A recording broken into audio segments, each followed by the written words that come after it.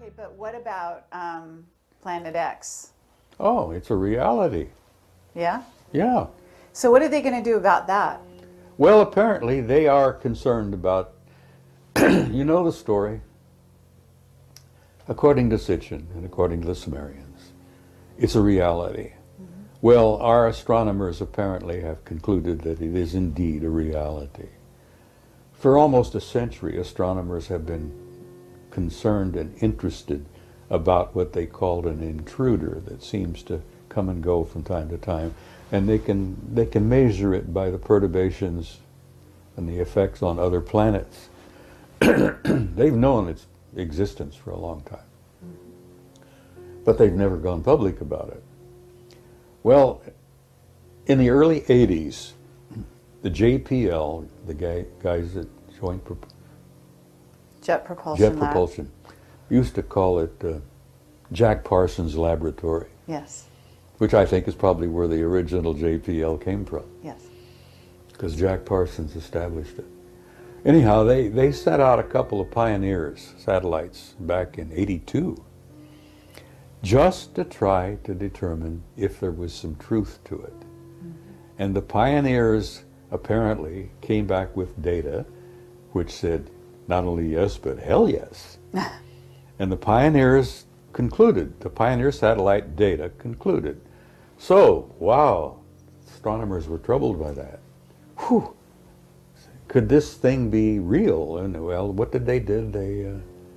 They sent out what they called an infrared astronomical satellite. I think they called it IRAS anyhow, and this was done in '83. They sent the IRAS out, taking infrared pictures all around the ecliptic, above and below. And apparently IRAS got 2 giant positive responses that yes, the 12th planet, the 10th planet, however you want to call it, yes, it's real. And that's when the lid slams down. So it's out there, it's on its way back in, right? According to the Sumerians and Sitchin, apparently it is. And if you're a student of history, as one of my majors, its last pass was 1600 BC. The Sumerians and Sitchin and all of those say it has an orbit of 3,600 years. So as like many of us, you know, I count on my fingers and toes and figure out, well, 1600 BC, it has an orbit of 3,600 years. Wow, it's due. Well, apparently it is. So Now, why are they keeping this a secret? Because you're an expert on secrets. Listen, every time Nibiru would make a pass, it was not always devastating. It would depend on whether the planet Earth and Nibiru were on the same side of the sun at the same time. And if we were on the same side of the sun at the same time, all hell would break loose on planet Earth. Well, apparently the last pass triggered the explosion of Santorini, Thera, the volcano in the Mediterranean and the Aegean Sea, blew its top, brought to a close the great Minoan civilization. Among other things, it affected Egypt. It's all in the records, apparently. There are even historians and theologians who say that Santorini's explosion is exactly what you're reading about when the plagues and all hit Egypt that allowed Moses to get the Israelites out. But if you look at 1600 BC and figuring that was a relatively recent pass, it's due now, and apparently the guys in the astronomical observatories know it. And that again is above top secret. Let me give you a tiny example. For a number of years ago, there were 2 brilliant guys working at the Naval Observatory in Washington. Tom Van Flandern is one who I hope you've interviewed. No, but yeah, please continue, and we'd love to do that. He's no longer with the Naval Observatory. The other one was the chief astronomer at the observatory, a brilliant man by the name of Robert Harrington. Right. And Harrington gave an interview to Zecharia Sitchin a number of years ago. I think it was 91 or so. Mm-hmm. Where he came right out and said, Dr. Sitchin, we are interested in this because it ties in perfectly with the work you've done on the Sumerians and the ancient planet Nibiru. He said, we found it, it's real, we have photographs of it, and he says from what we can put together, it's a rather nice planet. It's about 2.5 times the size of the Earth. Apparently it's heading toward the system, the center of the system. We've concluded about everything about it except that we haven't named it. And Zecharia spoke up and he says, it's already been named.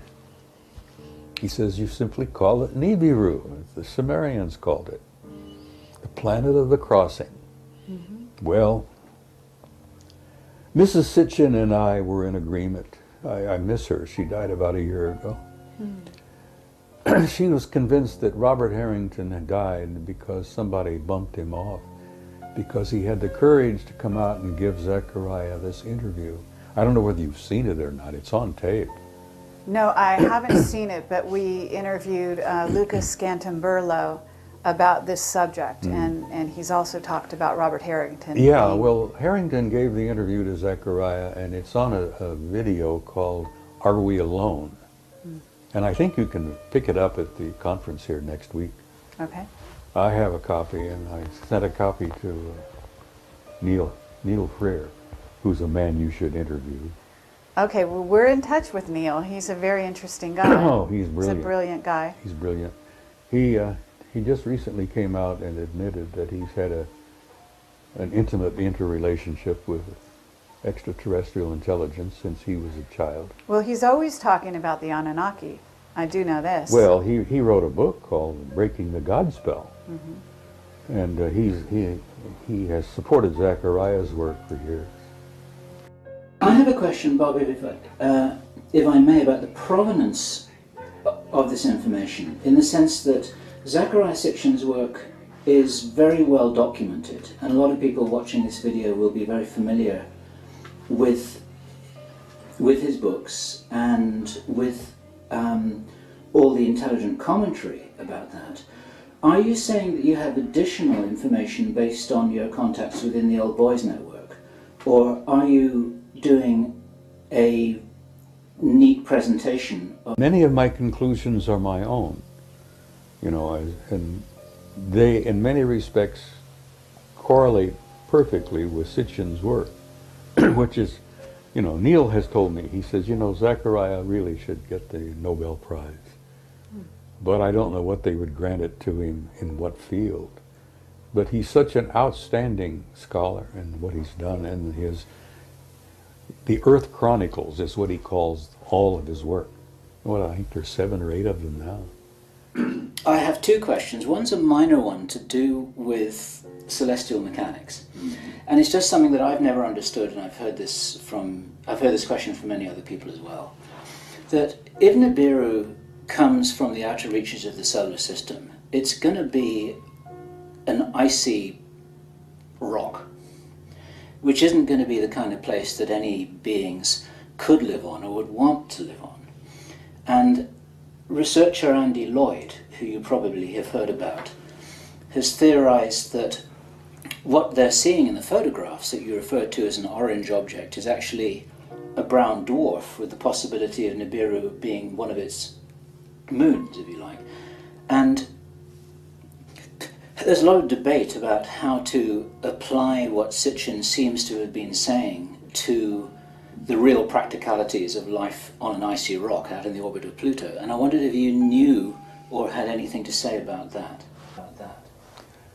No, it's not an icy rock. And yes, when it makes its long journey out and back, it gets so far away from the sun that the sun is probably no more than a little tiny prick of light, a little tiny pinpoint. And if you would think that it would be naturally icy cold. No, apparently the planet, like many planets in the system here, generate its own heat. It has in its core a generating heat system very much like our own. We have a system within the core of this planet that has been described as a thermonuclear reaction, very similar to the sun. Now, most of the life and all of the bounty and all of the beauty of life on this planet comes from our going around this beautiful sun. But I don't think Nibiru is an icy rock. No, I think, first of all, that it probably generates enough of its own heat, and I think they probably did indeed create for themselves, with the advanced technology that they have, a kind of a Dyson sphere. Are you familiar with that? Mm-hmm. You know what? Brilliant British astronomer, I think, Freeman Dyson, said some years ago that an incredibly advanced technology will have the ability to enclose its planet and retain not only its heat, but its atmosphere. And I suspect that the Anunnaki have done that to Nibiru, and they probably did it, good enough, hundreds of thousands, maybe 1,000,000 years ago. So the planet, I think the color from it, the dull red golden color, is a result of that envelope of gold shell that they've created. They've created for themselves a Dyson sphere around their planet. And I suspect that any advanced technology will ultimately do the same, simply because it makes sense. It's a practical thing. But if they had that degree of engineering capability, why wouldn't they just live on Mars instead of hurtling through the solar system? Well, they weren't the original occupants of Mars. Okay. They used Mars as a waste station, and they've reactivated it, and I agree with Zechariah on that they've reactivated their waste system, their waste station there. They used to drop off on Mars on their way here. So they were never, I don't think, original inhabitants of Mars. There are a few remnants of original inhabitants on Mars. There's even some indications, which I've been looking into, and I've gotten some data that we're playing host to a bunch of Martians here on this planet. I'm talking about the original species. Do you know anything about the original Martian species? Or have you... Other than the only thing, I've talked to a couple of remote viewers who've apparently been able to come face to face with them, so to speak, and they ended up looking a lot like American Indians. Okay. And I may have met a Martian, but I've known so many strange people in my life. And sure, I mean, I understand this well enough to know not to laugh at a comment like that, that's for sure. So, that, believe it or not, was meant to be a minor question. I have a more major one, something that I thought you might want to talk about, or maybe I had misunderstood you a little earlier on, I think, in a conversation that Kerry had reported with you. Some serious researchers, Linda Howe, Jim Mars, quite a lot of other people, are really suspecting that there may be a hoaxed alien invasion as a kind of major celestial 9/11 event in our sky. You're talking about a false flag kind of situation. Flag, yes. And if we were to pull that off, if any of our idiot nitwits back there think that they could pull that off, I think they'd make absolute damn fools of themselves, because I don't believe it would work. I don't think you can do that when you've got the real power out there that wouldn't allow that to happen. Not so much an invasion, but a big display in the sky to create fear and to make people easier to control. Rather like Carol Rosin said that she had always been told by Werner von Braun many years ago. Yeah, Werner shared that apparently before he died, that it was one of the programs that the government at the time was considering You know, they've had these little plots they've been working on all the time. This war, that war, the stock market crash, this, that, you know, all these little magician things that while I'm showing you this hand, I'm picking your pocket with this one. They may have had that in mind at that time, but I don't think they're thinking of it seriously now, because I think that our so-called powers that be, which is a joke, are in such close relationship and collusion with the real power that it would never work. They would never allow it. It's like they're not going to allow a thermonuclear war. Yeah. There's too much valuable real estate here. Not just this rich gold mine of human genetics.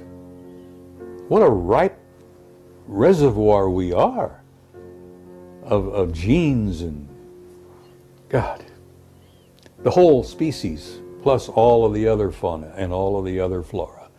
This is a valuable planet. And they love it. They own it. We've never owned it. We just live on it. They farm us, so to speak. God. Charles Fort was right, to some degree. We are property. And we're going to remain property until we reach a point where we can literally stand up and say, all right, we're going to do this now ourselves, and prove it to the universe. We're dealing with a universe filled with life, and most of it is so far beyond our own.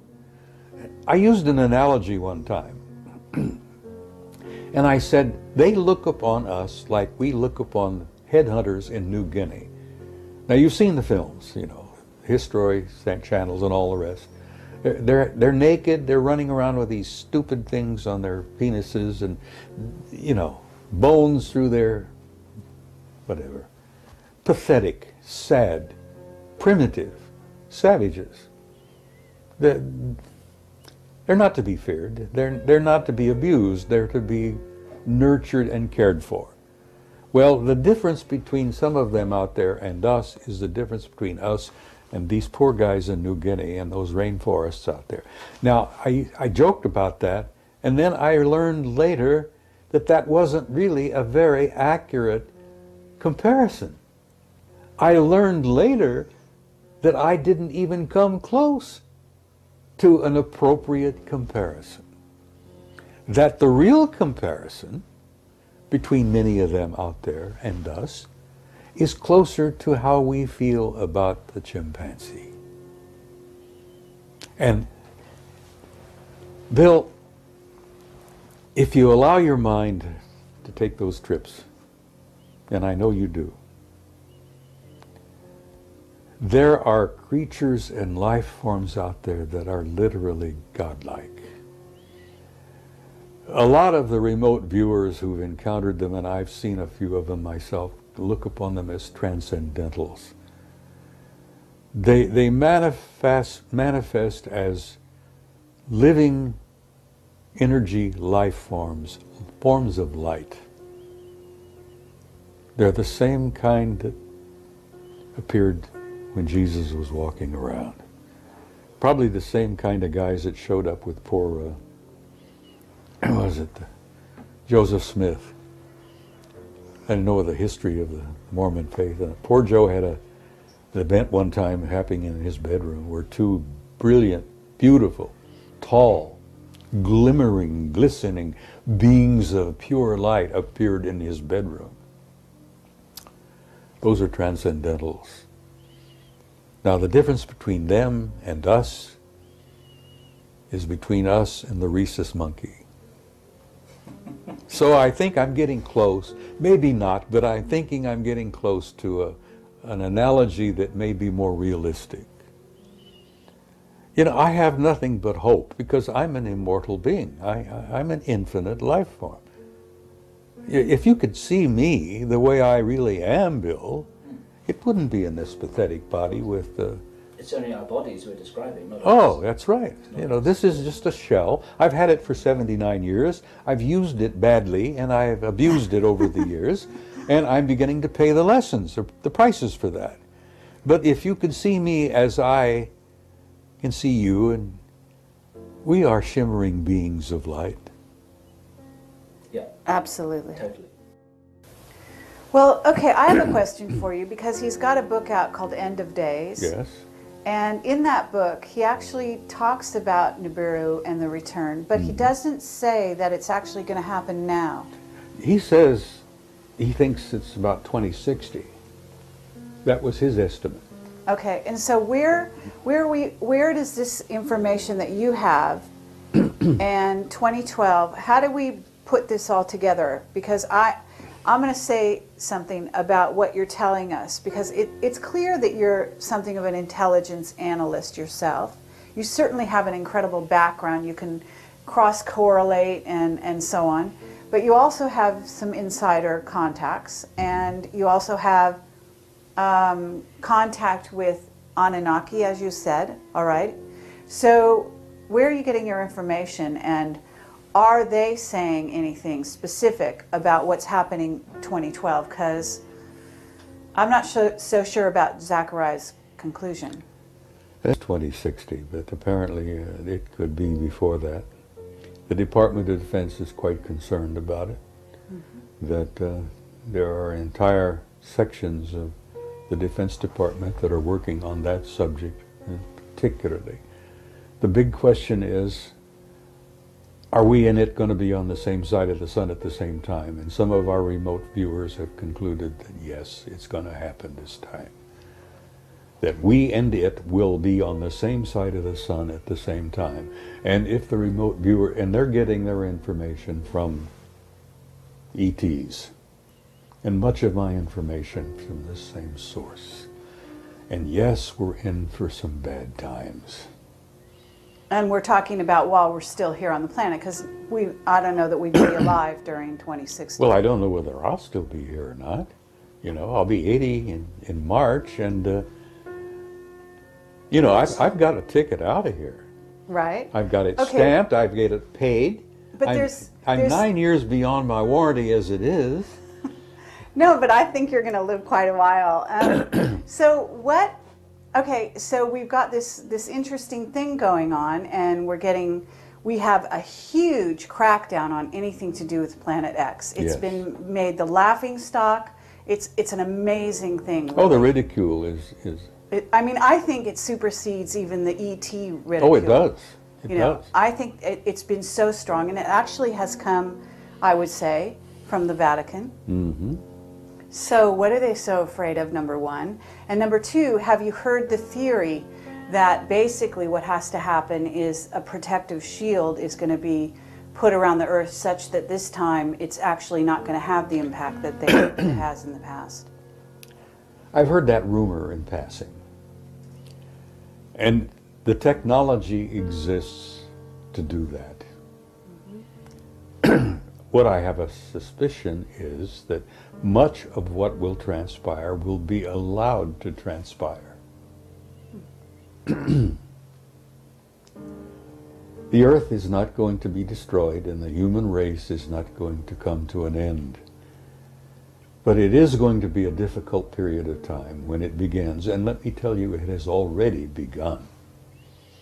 The reaction from the sun is a clear response to the presence of this other body. Now, this other body has already been photographed by telescopes in southern Chile and in New Zealand. I had asked Marcia to dig into her files. I had an article from a good friend who publishes a magazine in Rome.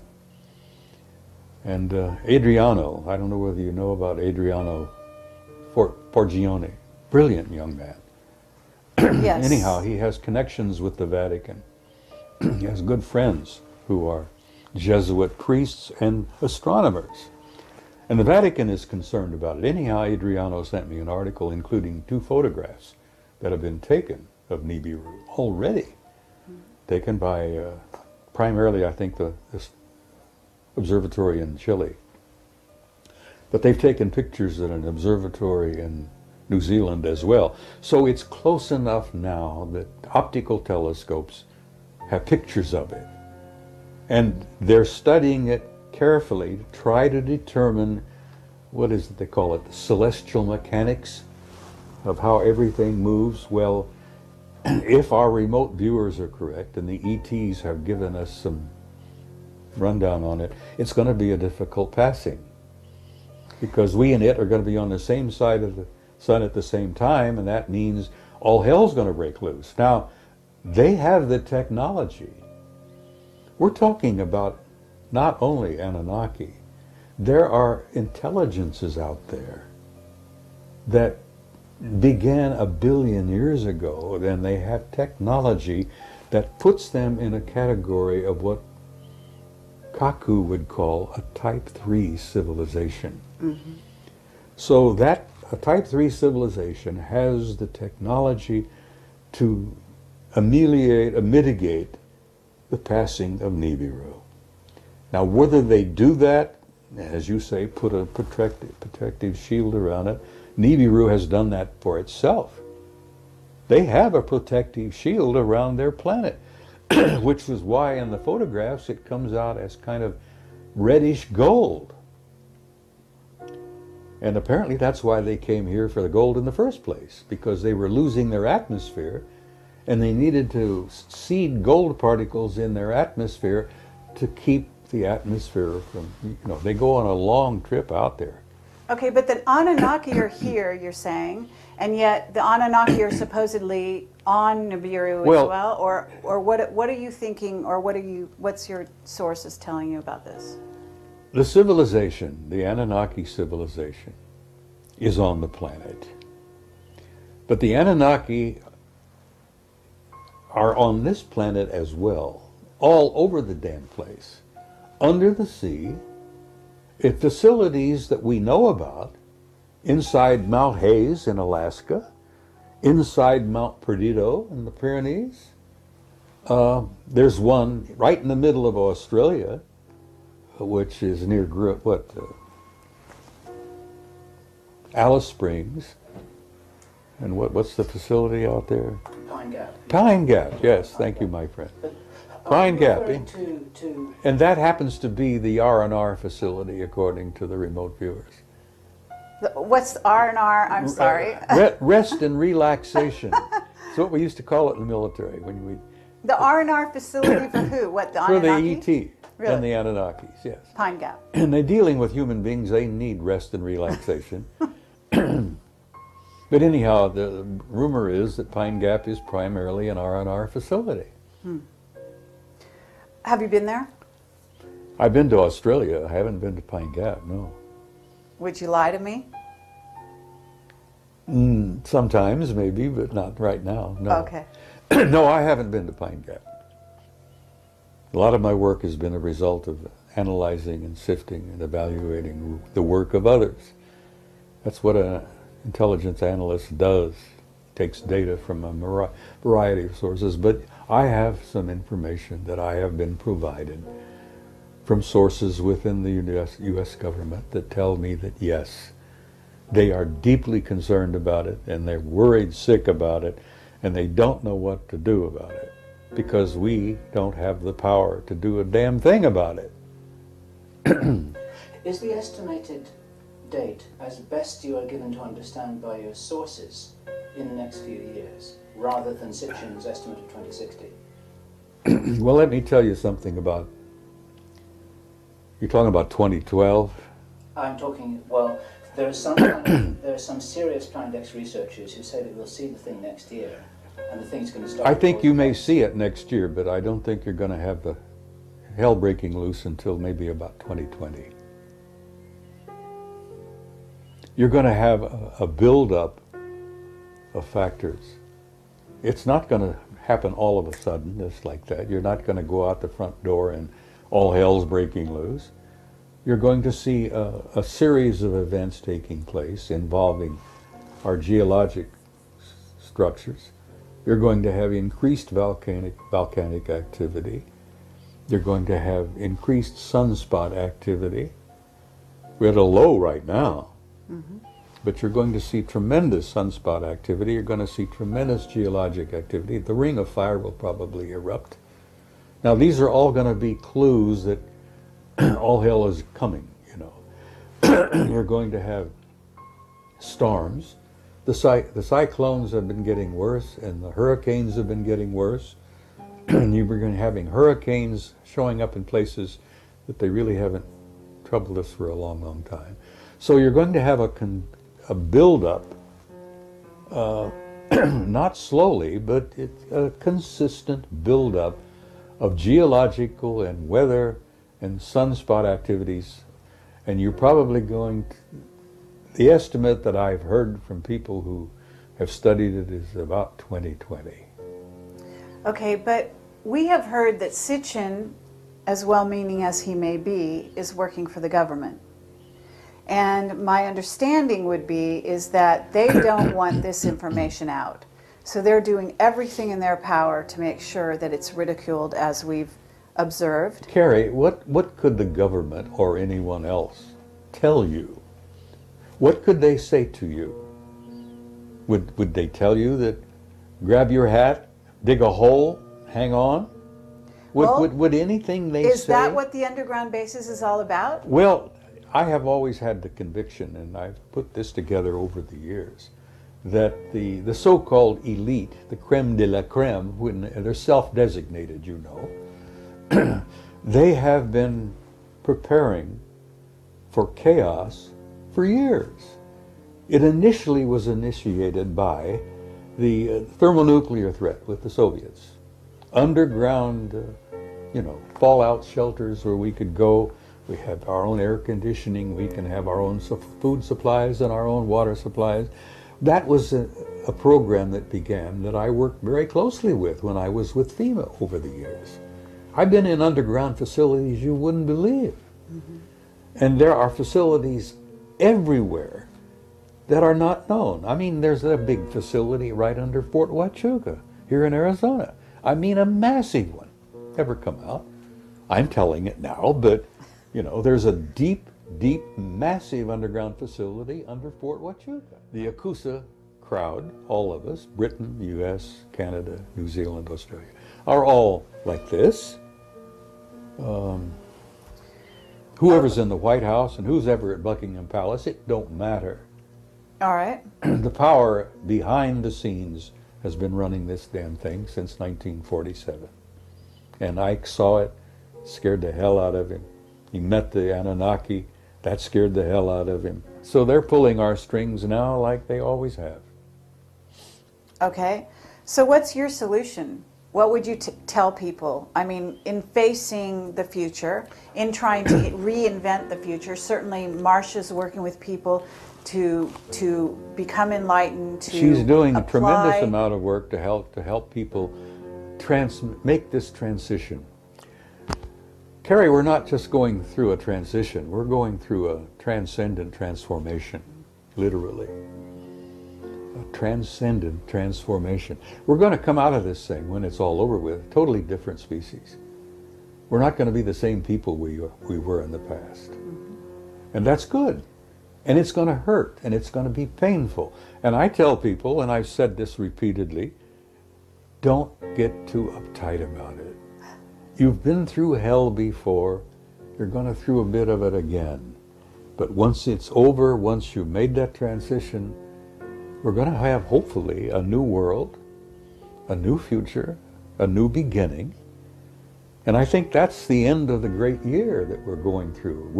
We're going through the end of a 26,000-year cycle. And I tell you, 2012 don't matter. Mm-hmm. First of all, Christ was born 7 years before. And this is a fact. And if you don't believe me, get Sir Lawrence Gardner, who's probably one of the best historians we've got working today. Lawrence Gardner's got the facts. Jesus was born in 7 BC on the 1st of March. Now, if you want to count from his birth, like we supposedly have been doing, add 7 years to 2008. You end up with 2015. That's pretty close to what Oh, so you're saying we're actually in the year 2015 now. No, we're in the year 2015 right now. Right.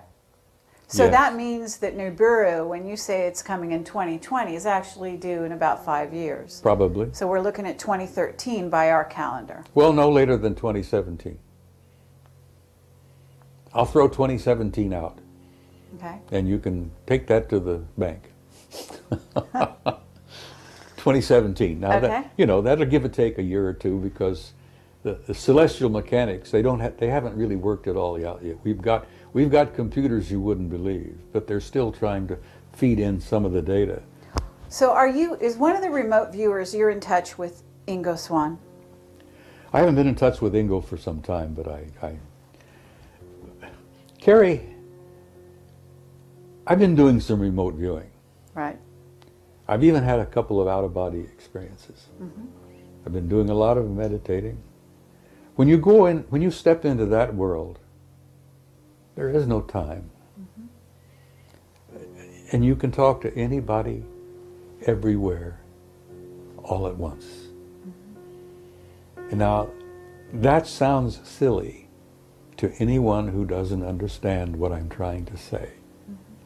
When you step into that realm of timelessness, and you remote view, and you step out of your body, and you go into altered states, and you meditate, you're in a timeless, infinite reality that people communicate. You'd be shocked and amazed at the wealth of information that's out there just to tap into.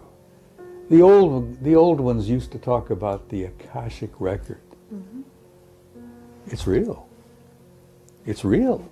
And it isn't just about the past, because, Kerry, there is no past. Nor is there a future. There's only an eternal now.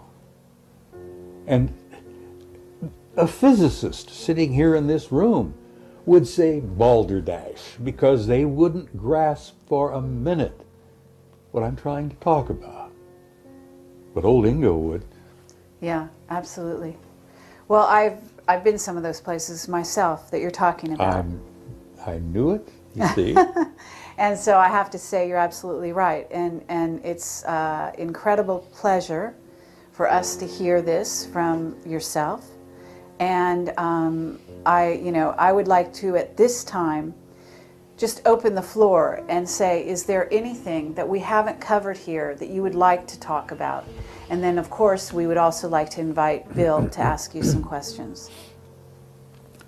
We've danced around on a whole bunch of things for the last hour. I enjoy it.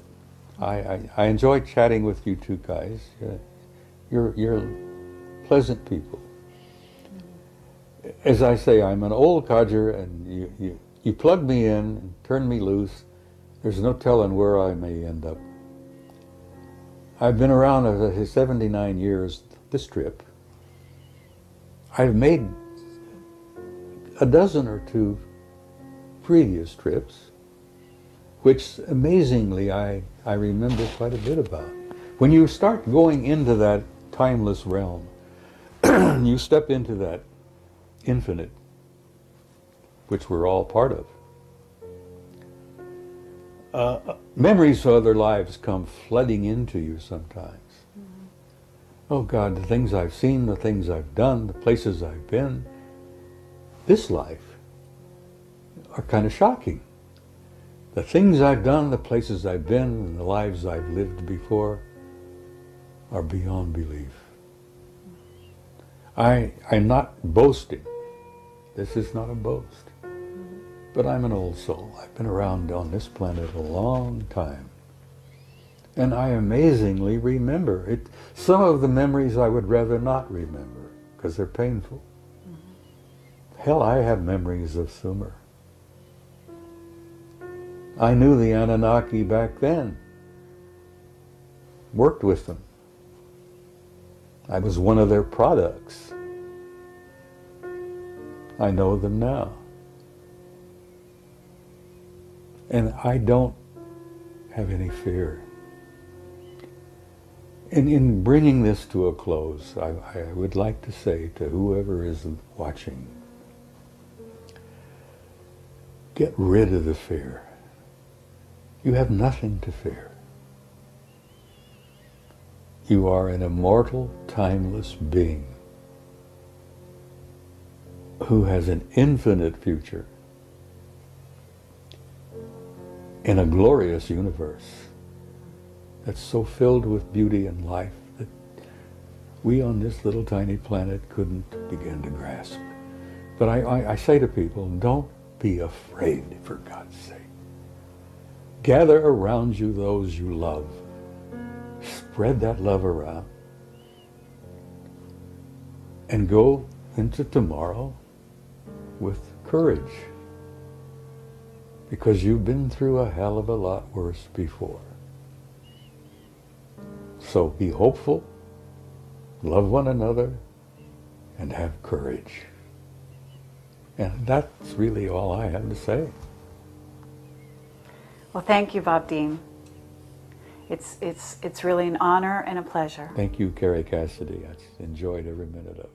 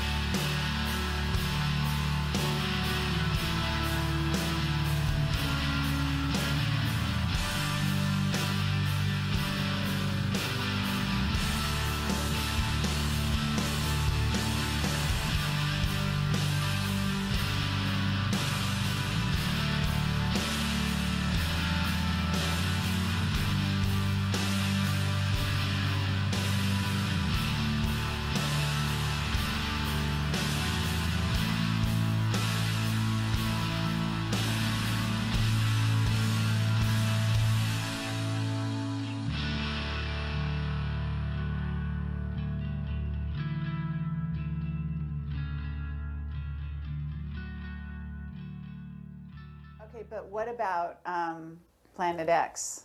Oh, it's a reality. Yeah? Yeah. So what are they going to do about that?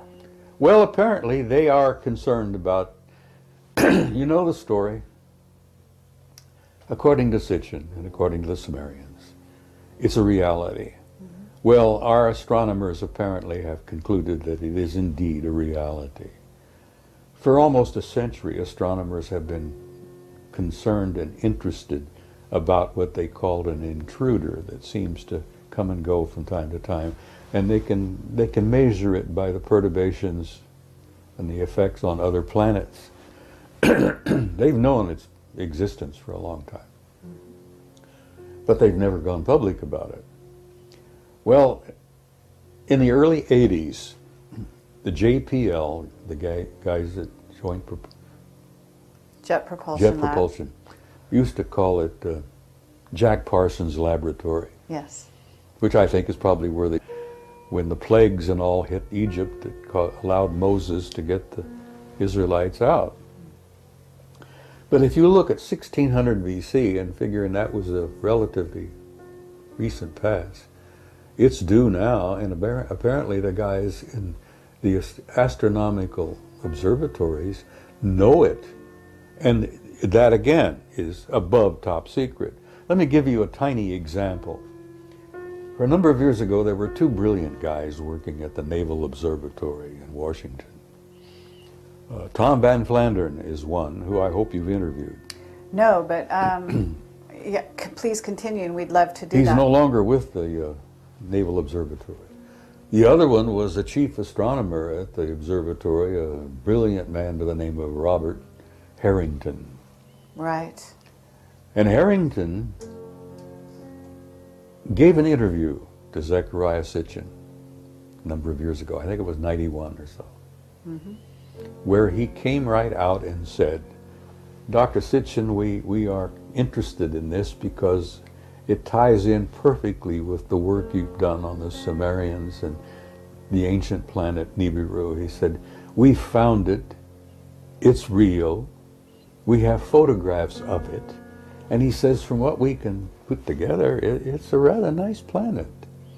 It's about 2.5 times the original JPL came from. Yes. Because Jack Parsons established it.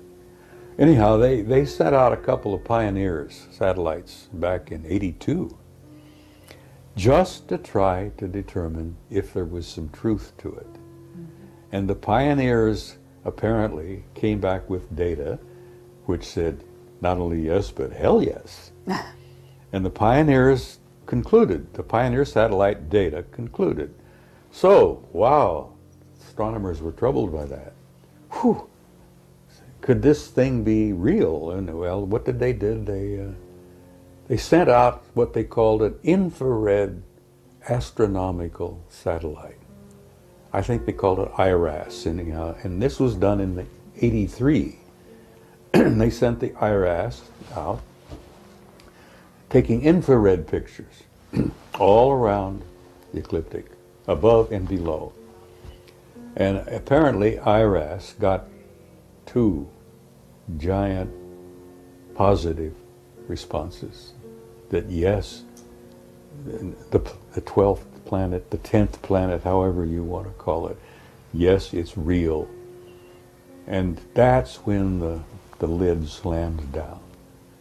So it's out there, it's on its way back in, right? According to the Sumerians and Sitchin, apparently it is.